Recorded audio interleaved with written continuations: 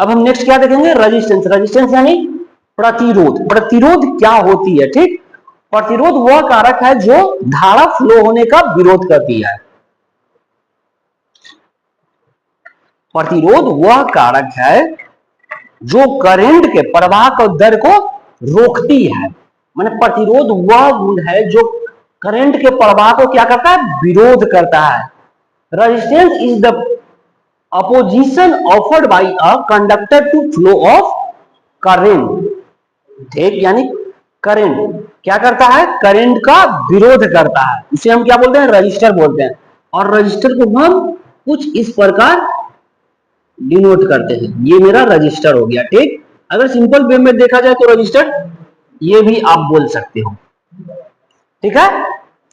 अब register, register का symbol मेरा क्या होता है, R. Unit, SI unit ohm. SI unit क्या होता है, ओम होता है।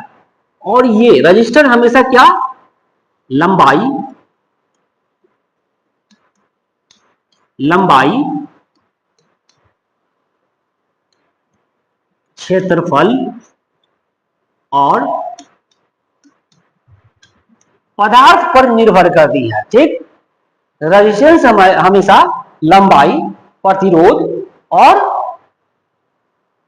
पदार्थ पर निर्भर करती है। अब कैसे, इसके लिए एक फॉर्मूला है क्या, रेजिस्टेंस का, क्या है, R is equal to rho L by A, ठीक।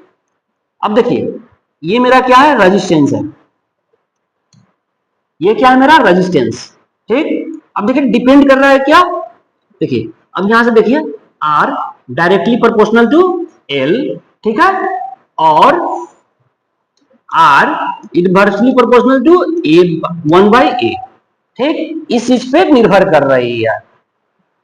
अब यहां देखिए लिख देते हैं, आर क्या है, रेजिस्टेंस है, एल लेंथ है, और ए एरिया, क्रॉस सेक्शनल एरिया है।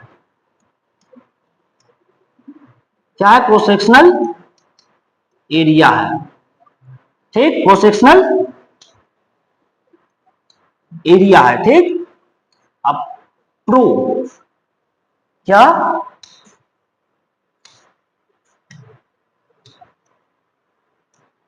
अब कुछ हम इस चीज के बारे में देख लेते हैं, क्या, ये प्रो, ठीक। प्रो क्या है मेरा, ये रेसिस्टिविटी है, क्या है, रेसिस्टिविटी, रेसिस्टिविटी है, ठीक। प्रो का एसआई यूनिट क्या होता है, ओम मीटर, क्या होता है, ओम, ओम मीटर। ये मेरा क्या है, रेसिस्टिविटी का एसआई मात्रक होता है ओम मीटर।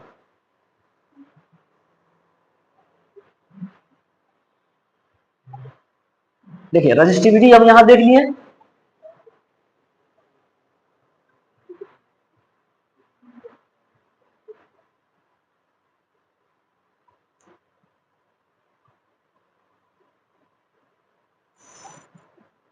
क्या है रेसिस्टिविटी, रेसिस्टिविटी क्या है, प्रतिरोधकता।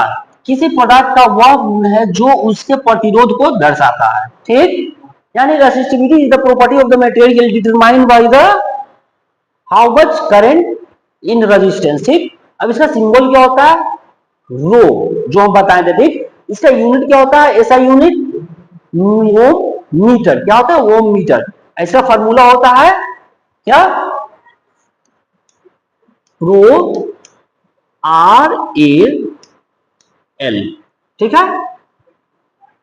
अब इसके लिए कुछ कंडीशन होता है, मेरा रेसिस्टिविटी किस पर निर्भर करेगा, प्रो,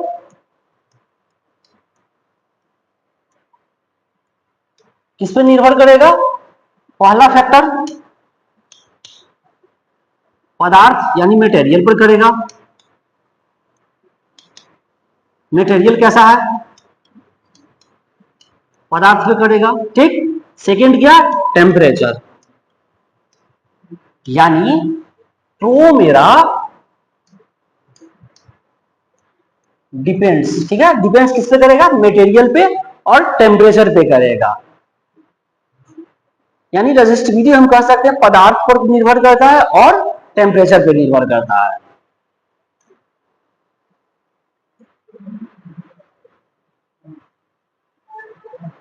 अब आते हैं चार्ज पे, ठीक। चार्ज आवेश पदार्थ का वह मूल गुण है जो विद्युत प्रवाह को उत्पन्न करता है, ठीक। यानी current is the basic property of matter responsible to electric current effect, ठीक। यानी हम कह सकते हैं किसी भी कंडक्टर में धारा फ्लो हो रही, धारा फ्लो और समय के गुणनफल को हम क्या बोलेंगे, चार्ज बोलेंगे, ठीक। और इसे हम हमेशा क्यू से जो नोट करते हैं। ऐसा ही मात्रा क्या होता है, कूलोम होता है। और चार्ज मेरा क्या पॉजिटिव चार्ज होता है, निगेटिव चार्ज हो जाती है, ठीक। यानी मेरा क्या, कोई कंडक्टर है, ठीक, करंट मेरा आई फ्लो हो रहा है और टाइम कितना लगा रहा है मेरा टी, टी क्या है मेरा टाइम, ठीक। तब क्या हो जाएगा चार्ज बराबर Q equal to I into T, ठीक। इसका फर्म, इसका ऐसा यूनिट क्या हो जाएगा, कूलोम, क्या हो जाएगा कूलोम, कूलोम, ठीक है। ऐसा यूनिट क्या हो जाएगा कूलोम। चार्ज के बारे में हम कह सकते हैं किसी भी कंडक्टर में करंट फ्लो हो रहा है और कितना समय में हो रहा है, ठीक। ये दोनों के गुणनफल को हम क्या बोलेंगे, चार्ज बराबर चार्ज बोलेंगे। इसका मेरा फार्मूला होता था क्या, Q equal to I T, और ऐसा यूनिट क्या हो जाएगा मेरा कूलोम हो जाएगा।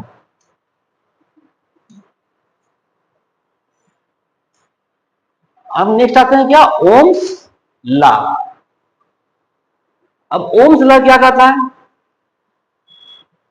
ओम्स लॉ कहता है किसी भी कंडक्टर में, ठीक, हम वोल्टेज देते हैं, ठीक, और वोल्टेज वो करंट के क्या होता है समानुपाती होता है।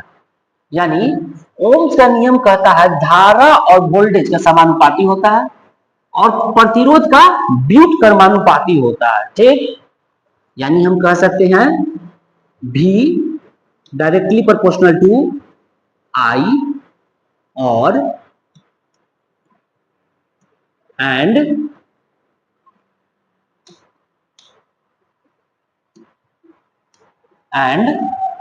V inversely proportional to 1/r, ठीक। अब ये दोनों को कंबाइन करेंगे तो V equal to I R आता है, ठीक, V equal to I R आती है, ठीक। यानी जैसे जैसे हम वोल्टेज बढ़ाएंगे वैसे वैसे मेरा क्या करंट भी बढ़ेगा, ठीक। अब देख लेते हैं ग्राफ के जरिए क्या ये कह रहा है। अब ग्राफ किसके किसके बीच है, यहां करंट के बीच में है और ये मेरा वोल्टेज के बीच में है, करंट और वोल्टेज के बीच में है। यानी ग्राफ के जरिए आप देख सकते हो जैसे, ठीक है, वोल्टेज देखिए यहां करंट बढ़ा है 1 एम्पियर, यहां 20, वोल्टेज भी मेरा बढ़ रहा है। अगर मेरा वोल्टेज कितना है 40 है, ठीक, तो करंट मेरा 2 एम्पियर है, ठीक। और 60 पे आते हैं, करंट मेरा 3 एम्पियर है। यानी ओम्स लॉ का जो ग्राफ होता है क्या होता है, स्ट्रेट लाइन होता है।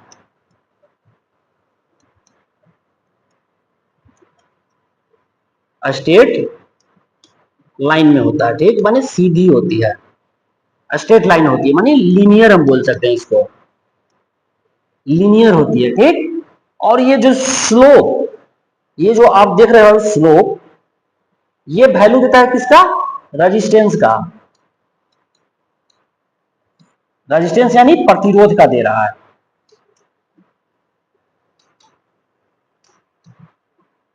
किसका, प्रतिरोध का दे रहा है, ठीक। यानी ओम्स लॉ कहता है क्या, Ohm's law is state that current is the directly proportional to voltage यानी करंट किसका प्रोपोर्शनल होता है, वोल्टेज के, ठीक, और रेजिस्टेंस का इनवर्सली प्रोपोर्शनल होती है।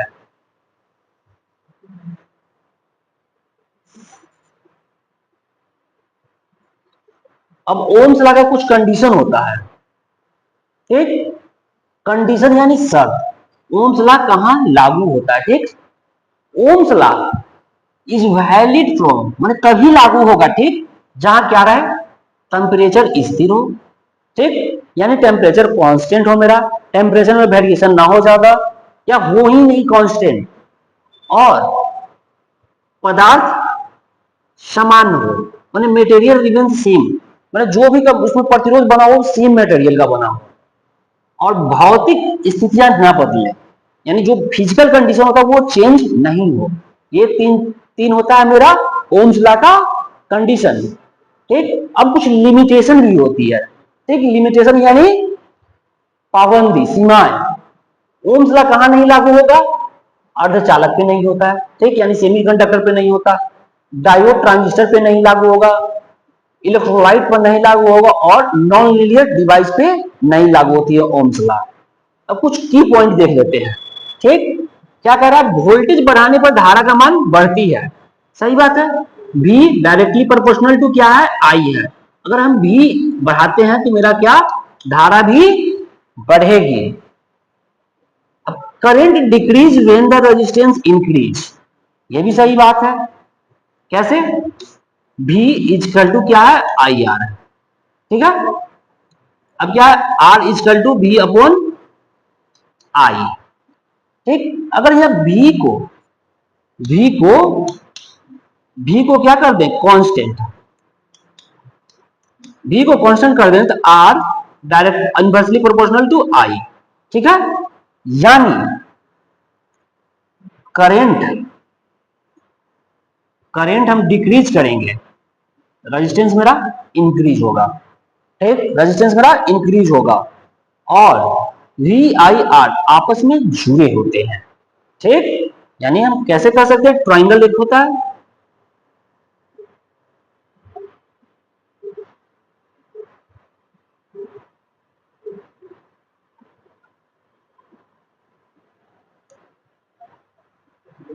ये, ठीक, क्या, V I R, ठीक।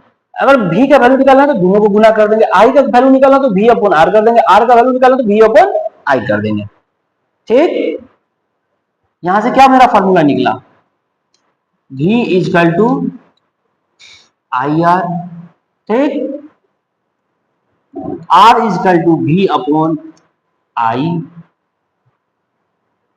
I equal to V upon R, ठीक। ये मेरा तीन बेसिक फॉर्मूला निकला, किसका, ओम्स लॉ का, ठीक। अब इसका यूनिट क्या हो जाएगा, वोल्ट हो जाएगा, रेजिस्टेंस का यूनिट ओम हो जाएगा, करंट का यूनिट एम्पियर हो जाएगा, ठीक है, रिकॉल हो गया।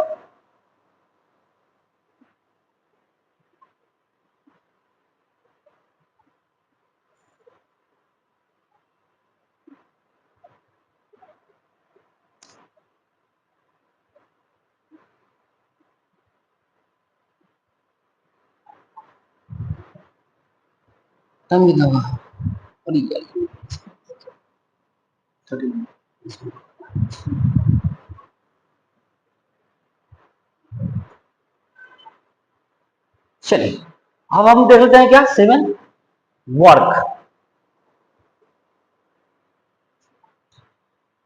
क्या वर्क, वर्क क्या होता है, काम। काम क्या होता है, परिभाषा के अनुसार देखें तो जब हम किसी वस्तु पर बल लगाकर उसमें विस्थापन किया जाता है तो हम क्या कहेंगे, कार्य कहेंगे। यानी हम घर पे, ठीक, एक मेज को क्या करेंगे, धक्का लगाएंगे, मेज को धक्का लगाएंगे और वो मेज खिसक जाता है, यानी कुछ डिस्टेंस कवर करता है, उसी को हम क्या कहेंगे, कार्य कहेंगे। जो मेज बड़ा डिस्टेंस कवर किया उसी को क्या बोलेंगे, हम डिस्प्लेसमेंट बोलेंगे। एक मान लीजिए ये ऑब्जेक्ट है, इस पे हम बल लगा रहे हैं, फोर्स, और ये मूव करके कहां आ गया, इस जगह आ गई, यानी ये बीच का डिस्टेंस हो गया। पहले कहां था मेरा, ये था, अब फाइनल कहां आ गया, ये आ गया, ठीक, यहां आ गया। अब देखिए, जैसे कि एक बॉक्स को पुश किए, वर्क डन हो गया, ठीक है। अब इसका एक फॉर्मूला होता है, क्या, हम वर्क को W से लिखेंगे, W, ठीक, F क्या है, फोर्स है, F क्या है मेरा, फोर्स है, D डिस्प्लेसमेंट है, ठीक, और cos थीटा क्या है, एंगल है। अब यहाँ डिस्प्लेसमेंट करेंगे तो इसके साथ कहा, इसके साथ कुछ ना कुछ कोण बनाएगा, ये मेरा थीटा है, ठीक, इसी को बोलते हैं वर्क। इसका एसआई यूनिट क्या होता है मेरा, जूल, ठीक, जूल होता है। वर्क का फॉर्मूला क्या होगा, W equal to F D cos theta, ठीक, थीटा एंगल होता है क्या, जमीन से उस धक्का देने वाले पोर्शन का एंगल, ठीक, उसे हम बोलेंगे क्या, वर्क। ऐसा यूनिट क्या होगा मेरा, जूल होगा। अब देख लेते हैं वर्क मेरा क्या होता है, कितने प्रकार की होती है। पहला पॉजिटिव वर्क, ठीक, यानी धनात्मक वर्क, धनात्मक कार्य किसे बोलेंगे, यानी सेम डायरेक्शन। देखिए ये मेरा क्या है, सेम डायरेक्शन का है, मतलब जिस दिशा में वर्क लग रहा है, फोर्स लगा रहे हैं, फोर्स यानी जिस दिशा में क्या बल लगा रहे हैं, ठीक, उसी दिशा में डिस्टेंस दिया है उसी दिशा में, ठीक, इसे हम क्या बोलेंगे, पॉजिटिव। दूसरा आता है क्या, निगेटिव, दूसरा क्या, निगेटिव, निगेटिव किसे बोलेंगे, निगेटिव बल तो इस डायरेक्शन में है, ठीक, मगर इधर से भी क्या एक ज्यादा बल लग रही है, माने बड़ा है, ठीक, ये क्या करेगा, धक्का देके इधर चला जाएगा, यानी नेट बल्ब क्या हो जाएगा मेरा, जीरो, ठीक, अपोजिट डायरेक्शन में, यानी इसको हम कह देंगे वर्क डन क्या हुआ, माइनस में हुआ, नेगेटिव। और जब दोनों दोनों क्या हो जाए, इक्वल हो जाए, तब क्या हो जाएगा, वर्क मेरा शून्य हो जाएगा, ठीक। और आप लोग देखते हो स्टेशन पे, स्टेशन पे कूली काम तो किया, आपका सामान लेके चला जाता है, ठीक, एक जगह से दूसरी जगह, मतलब सामान लेके खड़ा रहे, क्या वो काम कर रहा है या नहीं, फिजिक्स और इलेक्ट्रिसिटी मतलब बेसिक के संबंध में कहा जाए, देखा जाए तो वो काम कर रहा है, मगर एक्चुअली फिजिक्स में वो काम नहीं कर रहा है, ठीक। वर्क हम उसे ही बोलते हैं जो फोर्स के साथ यानी बल के साथ स्थान परिवर्तन हो और कुछ उसमें एंगल हो। अब पुली तो ये है, ठीक, कुछ सामान रखे हुए हैं, ठीक, ये सामान रखे हुए, इसके और ये रोड के बीच में एंगल कितना है, 90 डिग्री का है, कितना है, 90 डिग्री का। और 90 डिग्री का कितना वैल्यू होता है, cos 90 क्या हो जाता है, work equal to F D cos theta कितना हो गया, 90, ठीक, एफ इंटू डी कॉस 90 कितना होता है, जीरो, यानी वर्क डन कितना हो गया, जीरो। यानी हम कह सकते हैं स्टेशन पे जो पुली मेरा सामान ले गया, फिजिक्स के संबंध में वो काम नहीं कर रहा है, ठीक, ये हमारे वर्क के बारे में हो गया। इसमें याद रखने वाली पॉइंट कौन कौन सी है, इसका एसआई यूनिट क्या होता है, फार्मूला क्या है, बस दो चीज आप याद रखो, फार्मूला और एसआई यूनिट, फार्मूला और एसआई यूनिट। अब नेक्स्ट आते हैं एनर्जी, एनर्जी मीन्स ताकत, ऊर्जा। अब ऊर्जा क्या है, ठीक, ऊर्जा हम कहेंगे क्या, वह क्षमता जिससे कार्य किया गया, यानी कार्य करने की दर को, क्या, एक पॉइंट देखिएगा, दर क्या है, कार्य करने की दर को हम ऊर्जा कहते हैं, कार्य करने की दर को ऊर्जा और कार्य करने की क्षमता को आगे रखते हैं, ठीक, कार्य करने की दर को ऊर्जा। अब देखिए एनर्जी, एनर्जी भी दो प्रकार की आती है, ठीक, एक काइनेटिक एनर्जी है, क्या है पहला काइनेटिक एनर्जी और गतिज ऊर्जा, दूसरा क्या है मेरा पोटेंशियल एनर्जी यानी स्थिर ऊर्जा। ठीक, अब काइनेटिक ऊर्जा किसे कहेंगे, वह ऊर्जा जो गतिशील हो, ठीक, गति के कारण उत्पन्न हो रहा है उसे हम गतिज ऊर्जा बोलेंगे, उसे हम गतिज ऊर्जा बोलेंगे। यानी किसी वस्तु के गति के कारण उत्पन्न ऊर्जा को क्या बोलेंगे हम, गतिज ऊर्जा। ठीक, इसका फॉर्मूला हो जाता है के ई, के ई, के ई यानी काइनेटिक एनर्जी क्या होता है 1/2 mv²। ठीक, इसका ऐसा यूनिट क्या होता है, जूल। ठीक, और इसका एग्जाम्पल क्या होता है, मूविंग कार, चलती हुई गाड़ी, मूविंग वाटर, बहता हुआ पानी। ठीक है, गतिज ऊर्जा हो रहा है।